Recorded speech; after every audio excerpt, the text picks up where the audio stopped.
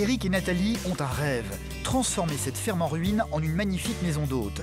Ils veulent tout faire eux-mêmes et se donnent 10 mois pour y parvenir. Je pense que c'est une maison qui va être bâtie, qui va être chargée en émotions, surtout. Pour cela, ils ont décidé d'arrêter de travailler pour se consacrer uniquement aux travaux en vivant sur le chantier dans ces 2 chalets de fortune. Là, pour l'instant, je m'y vois parce qu'il fait bon. Je ne peux pas dire que ça m'enchanterait s'il faisait mauvais. Le problème, c'est que pour le moment, ils n'ont pas du tout l'argent pour remettre à neuf cette ferme, même s'ils vont tout faire eux-mêmes. Et comme ils ont arrêté de travailler, ils n'ont plus de revenus non plus.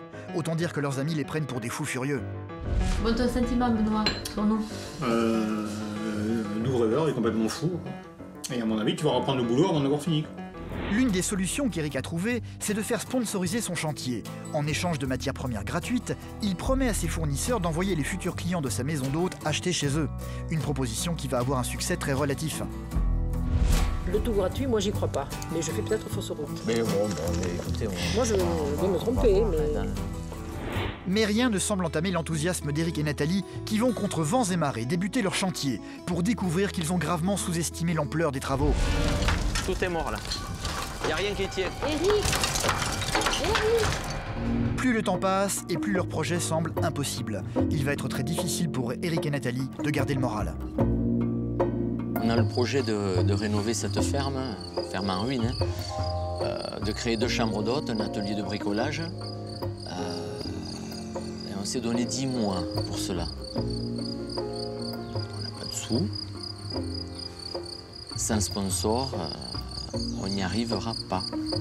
Ça, c'est clair. C'est moi qui tiens les comptes, donc il faut absolument que ça marche, que ce sponsoring fonctionne. Parce que si le projet n'aboutit pas, je crains pour Eric. Ils sont complètement fous, quelque part, tous les deux. Parce que arrêter tous les deux de bosser pour faire un projet comme ça, sur une ruine, en 10 mois, à 2, ça va être chaud. Je sais pas vraiment s'ils vont y arriver. C'est la première fois qu'on me sollicite pour quelque chose d'aussi nouveau. J'espère beaucoup qu'il y arrivera, mais j'ai beaucoup de doutes.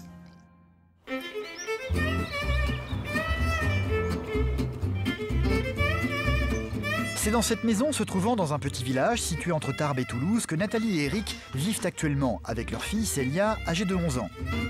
Coucou ma grande. Ah, ça y est, elle est levée. T'as bien dormi? Ils vivent ici, mais plus pour longtemps parce qu'ils ont un rêve qui les obsède depuis un moment déjà. Ouvrir une maison d'hôtes dans la région. Eric en particulier ne pense qu'à ça. Qu'est-ce que tu veux, ma grande? Eric? Oui. Oui, J'ai lancé le café. Oui. Bon, laisse tomber un petit peu l'ordinateur, va. Oui, allez. Il y a un an, ils ont acheté cette ferme en ruine, se trouvant à 8 km de chez eux, dans le but d'entièrement la rénover de leurs propres mains. Non, mais j'ai des messages, Hélène. Pas dès le matin. Bon, allez. Non, mais j'ai un message. Ils y croient tellement à leur maison d'hôtes qu'ils ont décidé d'arrêter de travailler pour se consacrer uniquement au chantier qui va bientôt démarrer. Ils se donnent 10 mois pour tout finir. Une entreprise considérée comme folle par tout leur entourage. Même les camarades de classe de leur fille ont bien du mal à croire qu'ils puissent y arriver. T'en as déjà parlé? Tu leur as expliqué un petit peu ce qu'on allait faire, Julia? Oui. Et alors, qu'est-ce qu'ils en pensent? Ils disent que c'est trop difficile. Trop difficile? Qu'il faut trop de temps? Oui. Mais après, c'est des sacrifices, mais ça vaut le coup, non? Mm. Parce qu'elles l'ont visité, la maison. Elles savent que même si c'est pas en état, après, on va avoir une super maison. Ouais. Allez. Ils vont avoir une jolie maison. Eric et Nathalie ne pensent qu'à ça pour le moment. Sauf que leurs amis trouvent qu'ils prennent un bien gros risque. Ils vont arrêter de travailler pour rénover cette vieille ferme en se privant au passage de toute source de revenus. Le plus sceptique parmi eux, c'est Benoît, qui n'a eu de cesse depuis des mois de leur dire de ne pas se lancer dans cette folie. D'autant qu'Eric s'imagine qu'il va pouvoir financièrement y arriver en faisant sponsoriser son chantier par ses fournisseurs. Bon, ton sentiment, Benoît, son nom? L'ouvreur est complètement fou, quoi. Mais le tout gratos. Pour la maison, tu n'y crois pas? Le sponsoring non plus? Tout entièrement, je sais pas. Hein. À mon avis, non. T'as des doutes? Il y a du positif déjà dans les quelques sponsors que j'ai démarchés. Oui. Mais après, toi, tu penses que la totalité ne pourra pas être non, gratuite? la totalité, tu pourras pas l'avoir gratuitement, ça c'est clair. Ils n'ont pas encore vraiment estimé le coût véritable de leur chantier, mais ils sont plus que décidés à consacrer presque 1 an à rénover cette vieille ferme sans avoir de rentrée d'argent. Retaper sa ruine entre parenthèses sur 10 mois, ça risque d'être trop chaud. Ça risque vraiment d'être trop chaud. À mon avis, si les fonds ne sont pas là non plus derrière, parce qu'il est comme tout le monde, il y a des choses à payer. Donc il va falloir qu'ils reprennent un peu de boulot et qu'ils coupent les travaux en 2, voire en 3. Je sais que bon, c'est pas de simple, il va être confronté à des difficultés, mais je me sens capable de faire front, hein. Mais franchement... Pour ne pas perdre de temps en déplacements inutiles, Éric et Nathalie ont décidé d'habiter sur le chantier de leur future maison d'hôte, avec leur fille. Ils y ont déjà dressé 2 petits chalets en bois pour se loger sur place. Et c'est ce soir qu'ils vont s'y installer pour les 10 prochains mois. Encore un sujet de consternation pour Benoît, leur ami. Et là-bas, pour stocker tout ça, vous avez tout ce qu'il faut? Écoute, elle a une petite étagère. Nous, on va mettre dessus, tu sais, on va camper, donc on va pas s'embêter. Non, pas de commode. Mais tu sais, ça va être du... De petits chalets, c'est pas énorme. Ah non, c'est pas énorme, mais bon, écoute, on va se débrouiller. Ouais. C'est quand même un campement un peu amélioré. Vous avez encore la baraque, hein? On va pas se plaindre. Non, t'as vu que la saison des pluies n'est pas finie. Mais on va vers l'été quand même. Mais écoute, on a tous des imperméables. Ah, pour ce soir, t'as intérêt à prévoir la doudoune. Mais je l'ai prévu. Oui, t'as intérêt. Je l'ai prévu. Allez, tiens. Les douches à l'eau froide, ça va aller? Oui. Benoît a beau noircir le tableau à outrance, rien ne fera changer d'avis Nathalie et Éric. Et c'est prêt? Ouais, ça y est, on a tout. Allez, je vais ouvrir la malle là, parce que là, il y a... Et ça va y contenir tout ça. Et je sais pas, mais...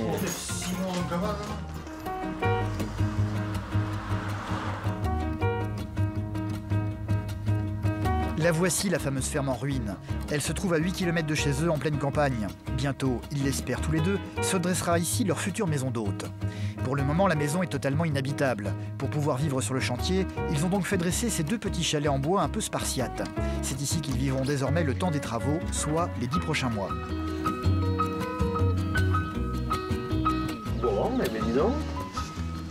On va ventiler un petit peu, mais ça sent bon le bois, c'est... Hein, Pour leur premier jour sur place, la grande question va être par quoi commencer. Ils ont l'embarras du choix, il y a tout à refaire ici. Ce qui ne semble pas du tout effrayer Éric, qui a des idées plein la tête. Ce mur, il n'est pas porteur, il fait que tenir la structure au bois. La poutre, celle-là, on la maintient, elle est superbe. Ce mur tombe et on fait une ouverture sur la cuisine. En fait, c'est l'ancienne étable, tout simplement. Mais là, on ne va pas y voir grand-chose. Ça va être la cuisine, en fait. Voilà la cuisine. On fait une ouverture vers le petit terrain derrière. Et tout ça, bon, bien sûr, le mur sera tombé, on aura la luminosité. Et là, on va créer une ouverture ici. Et on va accéder à une seconde chambre d'hôte, quoi, qui se trouve à l'entrée. Bon, bah écoutez, il va falloir quand même trouver des sous.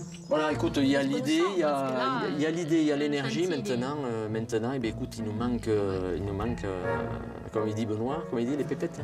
C'est comme ça qu'il dit Benoît? De l'énergie. De l'énergie surtout. Allez, bon, on va passer aux choses sérieuses. Allez. Rêveur, il l'est, ça c'est clair. Maintenant, s'il y arrive, c'est très bien pour lui. Je ne lui souhaite que ça. Mais il y a une réalité où, à un moment donné, où il va être confronté. Rien ne semble entamer le moral d'Éric, qui garde en toutes circonstances un optimisme à toute épreuve. Nathalie, elle, est un peu plus inquiète, mais pas question pour elle non plus de faire machine arrière.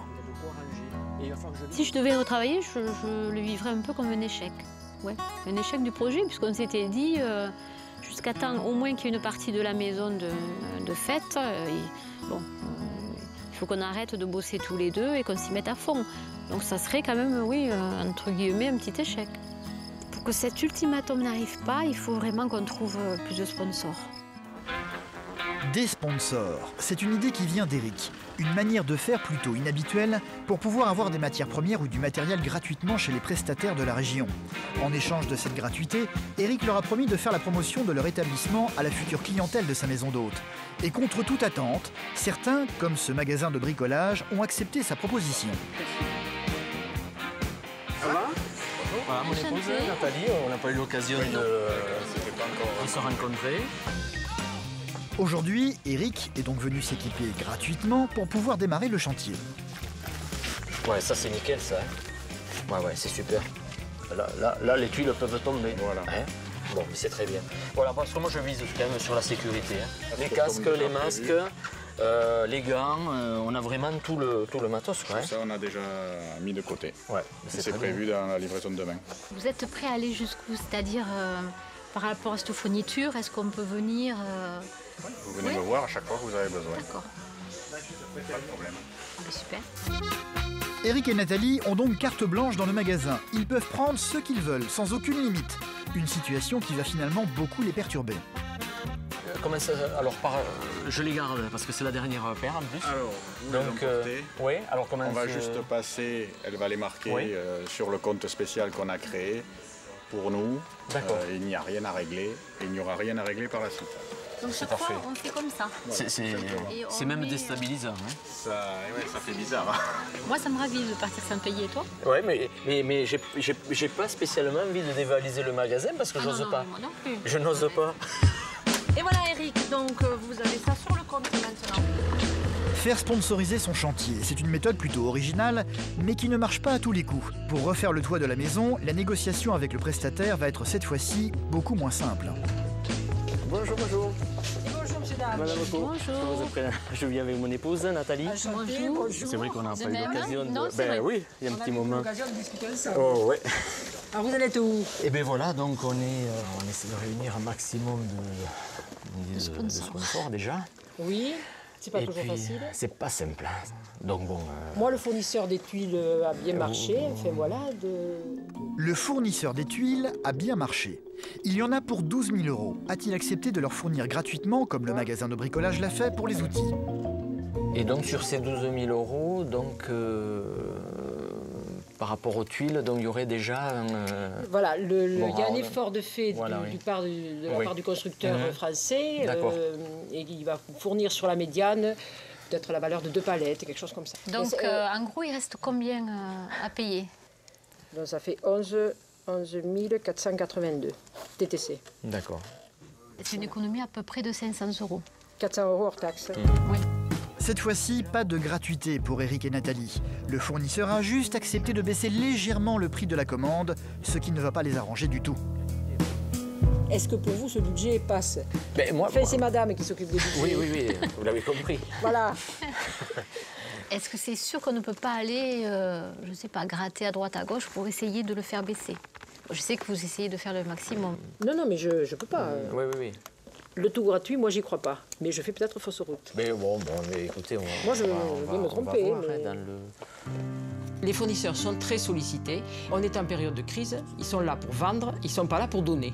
Ça, c'est clair. Moi, c'est ce qui a ressorti chaque fois que j'en ai contacté un. Et donc, ils ont donné un peu de gratuit. À mon avis, c'est le maximum qu'ils puissent faire à l'heure actuelle. Écoutez, ça, je peux le... Je vous l'offre. Oui. Bon, c'est gentil, on va commencer Merci, par... Madame Co. On va commencer à isoler. Voilà. Bon, On mettra le toit après. Oui, voilà. Le problème, c'est qu'Eric et Nathalie ne peuvent pas dépenser une telle somme pour la toiture. 11 000 €, c'est juste impossible pour eux. Enfin, moi, c'est au niveau du sponsoring. Hein, parce que là, elle nous fait des remises. La remise, tout le monde peut en avoir, quoi. Ça sert à rien. Le sponsoring, c'est la gratuité, on n'y est pas du tout, quoi. Hormis ça. Oui. Et bien, si le sponsoring ne marche pas, et bien, c'est terminé, quoi. Je veux dire, c'est... rien. Fini. Le chantier, pour le moment, ne peut plus vraiment démarrer. Un peu dépités, ils vont donc quitter leurs 2 petits chalets pour revenir à leur domicile dans le but de faire le point. Leur projet est mort-né ou peuvent-ils quand même le démarrer? Ils vont commencer par réduire leur ambition. Ils vont tout de même essayer de rénover la toiture, mais juste une petite partie pour commencer et non la totalité. Mais qu'est-ce qu'il nous faut financièrement pour faire au moins la première partie? Financièrement, c'est pratiquement 1 € hors taxe à la tuile. Allez, on va dire entre 7 et 800 € de tuiles. Ouais. C'est vrai que c'est bien d'être optimiste. Mais là, ne serait-ce que les 800 €, ça va pas être facile de les trouver quand même. Parce que serrer davantage, je vois pas trop comment. Écoute-moi, je peux faire jusqu'à 5 vides de grenier. C'est des petites sommes. Oui, mais c'est le cumul. Oui. Dans un mois, tu fais 4 sorties, tu fais 4 vides de grenier. Pour peu que tu fasses... allez, Oui, non, mais on va pas attendre moi parce qu'on va avancer plus vite. Non, mais d'accord. Oui, c'est ça. Je refoule tout ce qui est négatif. La défaite, quoi. Tout ça, non, je peux pas. Il t'arrive un truc, ça y est, quoi. Tu baisses les bras, ça y est, c'est terminé. Attends, non, pas ça, quoi. Non. Attends, toi, tu te relèves quand même. Hein. Tu te relèves et puis tu y vas, hein, tant pis. Pas question pour Eric de baisser les bras. Ils ont besoin de 800 € pour acheter les premières tuiles. Il va falloir les trouver. Nathalie a donc fait le vide dans ses placards pour essayer de vendre de nombreux habits qu'elle a déposés dans une bourse aux vêtements. Aujourd'hui, elle vient collecter son dû en espérant que la recette sera bonne.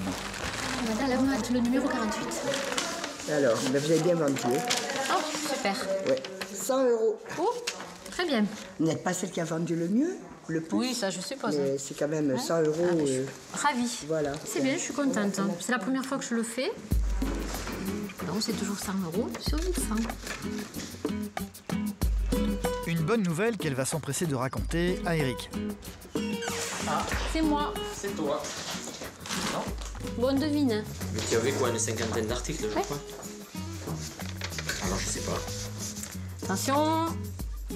Ah, quand même. Ah, quand même. Super. Merci. Ah non, c'est pas pour toi. 100 € déjà pour le toit. C'est super. 100 € sur 800. C'est très bien. Oh là là. C'est bien, c'est très bien. T'as bien travaillé. De quoi leur redonner l'énergie de démarrer le chantier. J'attrape l'échelle, tu m'ouvres la porte. Dès le lendemain, ils vont donc retrouver leur ferme en ruine et s'attaquer enfin à l'immense tâche qui les attend. Ça y est. Maintenant, manœuvre. Je suis manœuvre. Tu es manœuvre. C'est mon chef. Allez. Chef de chantier. Allez, l'échelle provisoire, l'escalier provisoire. Dans la vie, Eric dirige une petite société de décoration d'intérieur. Mais concernant les gros travaux d'une maison, il reste malgré tout très inexpérimenté. Aujourd'hui, ils ont décidé de démonter la vieille toiture, sauf que ce genre de choses ne s'improvise pas normalement. Cela peut être très risqué. Oh là là, regarde. Oh papa, je sais même pas si ça va pas tomber maintenant, ça. Alors ça, il y a tout qui a lâché. La moindre vibration, on va enlever la première tuile, tout le toit, hein, toute la section là va tomber. Et nous, on y est dessous. Hein. Moi, j'ai pas envie que... Ouais. À la limite, je préfère presque au départ être seul là en haut et là... Non, mais je vais t'aider. Non, mais j'ai peur que ça se casse la gueule. Franchement, ça va se casser la gueule. C'est donc tout seul qu'Eric va grimper dans les combles. Tu vois ma main? Ouais. Pour ensuite commencer à retirer les tuiles en utilisant une technique peu orthodoxe. Oh, le chantier. Pour finir par être rejoint par Nathalie qui n'a aucune envie de rester en bas. Tout le monde dit ouais, c'est un projet fou. Pourquoi? Parce que ça demande énormément d'énergie, c'est tout, ouais, tout va travailler, le cérébral, tout. Mais fou, non. Il peut également compter sur l'aide de certains de ses amis comme Claude, qui a pu lui dégoter un chargement de sable et de gravier gratuitement. Salut Claude. Comment il va? Salut, ça va? Forme? Et qu'est-ce que je voulais dire? Moi j'aimerais bien que tu m'amènes le sable et le gravier à côté du séchoir. Et lesquelles branches? Celle-là? Le tilleul?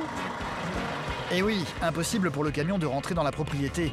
Les branches d'un arbre vont l'empêcher de passer. Attention là, parce que là ça va tomber. Ouais. Un arbre qui va être rapidement taillé, sans pitié.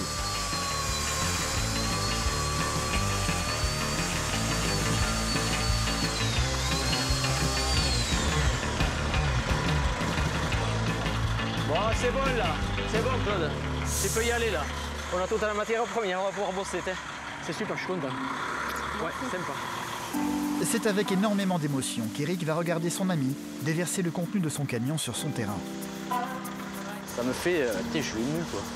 Ça me déconne, je suis ému. Non, c'est vrai. Oh. Ah ouais? Ouais, je suis ému. Pourquoi t'es ému? Non, la solidarité. Je sais pas, c'est même pas la...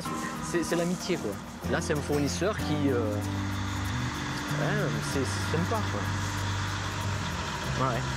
Et puis lui, tu le connais bien. Ah, je le connais bien, et puis il y croit, quoi. Voilà. Tu te rends compte, tu m'as fait pleurer. Tu m'as fait pleurer. Et alors là, franchement, l'émotion. Tu m'as fait pleurer. Je te jure, Ouais. Depuis 12 ans comme ça. C'est des gars comme ça, je sais pas, mais c'est des mecs, on peut y compter quoi. C'est ça quoi, c'est ça. Ça c'est l'amitié, c'est de longue durée. Voilà, ça se calcule pas. Eh bien, on a de quoi, hein. Grâce à toi, mon gars. J'ai pas pu contrôler cette émotion quand Claude est arrivé avec son camion et m'a livré ce sable. Il y a tout de même il y a quelque chose de très fort. Et puis bon, le fait d'avoir aussi cette fourniture sur notre propriété, en fait, c'est le départ de notre projet. C'est avant tout, ça y est, quoi. On s'est dit, on y est. Mais Eric va devoir très vite faire face à la dure réalité. Une fois la toiture dégagée, il va avoir une très mauvaise surprise. Il va découvrir que les murs de la maison sont totalement friables et en passe de s'effondrer complètement. Tu rentres dedans, regarde. Tout est mort là. Qu'est-ce que tu veux faire là, à travers là? Tu rentres. Ah. Il n'y a rien qui tient. Il est mort. Tout est mort là. Il n'y a rien qui tient. Eric, calme-toi. Non, ça m'énerve. Ils voulaient totalement rénover cette ferme en 10 mois, mais plus le temps passe et plus ils se rendent compte qu'ils avaient gravement sous-estimé l'état véritable de la maison. Le chantier va malgré tout se poursuivre. Ils vont désormais vivre ici pour éviter les déplacements inutiles dans ces 2 petits chalets en bois. Un habitat spartiate qui ne semble pas trop démoraliser Nathalie. Là, pour l'instant, je m'y vois parce qu'il fait bon. Je peux pas dire que ça m'enchanterait s'il faisait mauvais. Donc là, pour l'instant, on a de la chance. J'espère que ça va continuer. Puis de toute façon, j'essaie de me dire que c'est provisoire. Tiens. C'est la fin de la journée. Eric a terminé de déblayer la toiture. C'est épuisé qu'il va venir rejoindre sa femme. T'es fatigué? Ça va, j'ai donné quand même là. Hein? J'ai bien donné. Je pense, oui. Hein? Un peu fatigué, toi, quand même. Hein? Puis tu vois, même s'il y a le problème du mur, on a bien avancé, ça va. Ouais, mais ça va, ça y est. Tu sens bien pour la première nuit. Ouais, je suis détendue. Ce soir, ils vont effectivement passer leur première nuit dans les chalets. Célia, leur fille, va découvrir au passage avec horreur qu'ils ne sont pas les seuls habitants de leur demeure. Où tu vois une araignée? Là. Ah oui, d'accord. Il y a un truc là. Il y a un petit truc là. Attends, on va faire comme ça. On va ouvrir la porte. Hein. On va y arriver. Ah, on voit l'araignée. Voilà, ça va aller. J'ai pas vu l'araignée, moi. J'ai plus envie de dormir. Ça y est. L'autre terre. Non, mais il y a maman de l'autre côté. D'accord, Ce soir, c'est tout de même avec un certain plaisir qu'Eric et Nathalie vont goûter à un repos bien mérité. Comment c'est bien? Tu t'étais bien installée, mon amour? Impeccable. Bonne nuit, Célia. Bonne nuit. Allez, à demain matin. Ciao, je t'aime. Le lendemain matin, le réveil est un peu raide. C'est surtout là qu'ils vont découvrir que ces 2 chalets proposent un confort très relatif. C'est totalement frigorifié qu'ils vont se retrouver au coin cuisine. T'as pas eu froid? Si, un peu, ouais. Mais puis même là, hein, je suis un petit peu froid, mais on n'a pas encore de bonne température. Hein. Oh, mais pour cet été, ça va aller encore. Ouais, mais c'est vrai que quand même, là, pour l'hiver, à mon avis, c'est pas adapté. Non, l'hiver, là... Moi, ce matin, il faisait frais. Là, on a l'extérieur qui est immense, donc c'est agréable. Mais là, à l'intérieur, c'est tout petit. C'est le minimum. Très agréable quand il fait beau, mais après l'hiver, ça ne sera pas forcément supportable. Je pense qu'après, ça peut mettre à l'épreuve le couple, la vie de famille. Non, ça, je ne veux pas. La toiture ayant été déblayée, il va falloir maintenant la refaire. Sauf qu'ils n'ont toujours pas l'argent pour acheter les tuiles. Nathalie est parvenue à récolter 100 € en vendant de nombreux vêtements lui appartenant. Il en faudrait 700 de plus pour pouvoir attaquer la rénovation d'une partie du toit. C'est en participant à un vide-grenier système D oblige qu'Eric a bien l'intention aujourd'hui de ramener cette somme. Motivé? Oui, très motivé. Ouais. Comme c'est la pêche, on est au bord de la Garonne, voilà. Je vais mettre la vieille épuisette. Je suis sûr que ça va marcher. Celle-là part de suite. Parce que généralement, des fois, les pêcheurs, ils oublient. Celle-là, elle est encore d'actualité. Mais j'achète rien. Mais si je peux faire un petit échange, tu vois, avec un objet... Oui. Bon, le but, c'est de vendre. Voilà, exactement. T'as raison. Restons sérieux. Hein. Voilà. Allez. C'est donc à bord de sa vieille camionnette tenant toujours le coup qu'Éric va prendre la direction de son vide-grenier. Avant tout, c'est une passion, mais là, il y a un but, il y a un objectif, quoi. Il faut que je vende un max. Un max pour pouvoir investir sur cette huile. Ouais, il faut que je me débrouille, mais je suis très optimiste.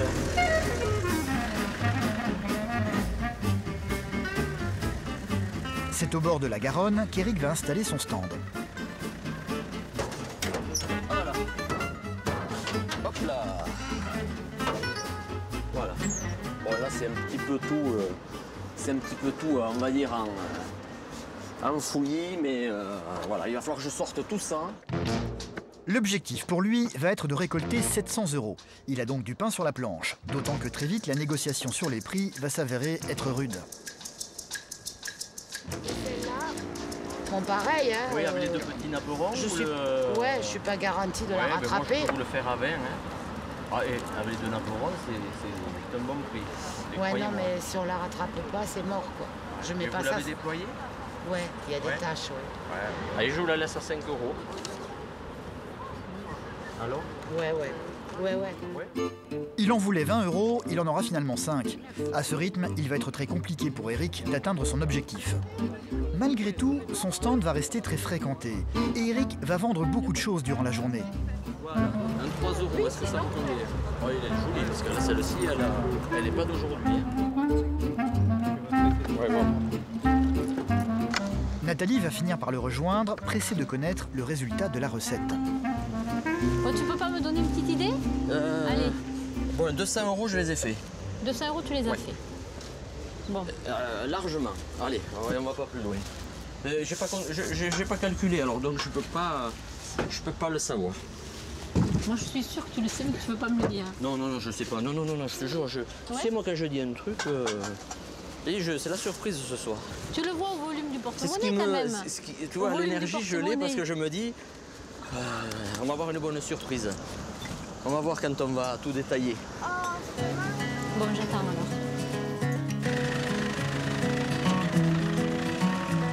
C'est de retour sur le chantier qu'ils vont vraiment pouvoir faire les comptes. Allez, montre-moi. Alors, on comptera la monnaie, d'accord, après coup. C'est OK? Ouh, c'est billets. Ah, bien. On est à 300. Pas mal quand même. Ouais. 100 € de plus. Voilà. 2, 3, 4, 5, 6. 560 là. Là, il y a 560. 560. Plus 100. Oui, 660. 660 et 70. 730. 730. Ah, d'accord. Bon, il nous manque quoi? 70 €. 70 €, sachant qu'un seul vide-grenier, j'ai pas pu tout vendre. Tel objectif. Bon, on verra samedi prochain, mais l'objectif est quasiment atteint. C'est super. Et de bisous. C'est un peu loin là quand même. Allez, ça marche. Super. Et voilà, c'est super. Hein. Ils vont pouvoir finalement les acheter, leurs fameuses tuiles. Cela a été certes laborieux, mais ils le savent, tout ce chantier va devoir se dérouler en faisant appel au système D. La tâche est immense. Ils se rendent bien compte qu'ils auront beaucoup de mal à tout finir en 10 mois, mais quoi qu'il arrive, ils n'ont pas l'intention d'abandonner. Si la première partie, il y avait un souci que ça soit infaisable, je serais très déçue. Non, là, je serais dépitée, ouais, non. Je peux pas me l'imaginer que dans 3 mois, on n'y sera pas. Non, et puis c'est quand même une petite fierté, un orgueil. On en a parlé à pas mal de monde, donc non, là, il faut qu'on le fasse. Absolument, sinon on ne va pas se ridiculiser.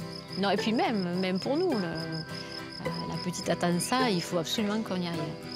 Je pense que c'est une maison qui va être bâtie